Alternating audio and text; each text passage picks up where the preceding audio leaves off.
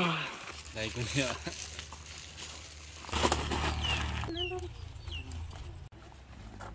ए भन्छु भाइको ऊ हाम्रो मान्छेले मान्नका लागि हाम्रो तर्फबाट बाबुहरूको तर्फबाट उपहार स्वरूप हजुरहरूलाई राम्रोसँग उस गर्नु है ल हस् हुन्छ ल ल ल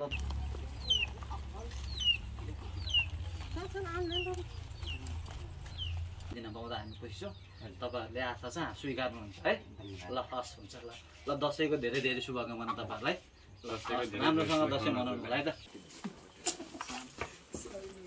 नमस्कार है नमस्ते ल आमा ल आमा वरिपरि नै छैन वरिपरि नै छैन है ल ल कोसिस ल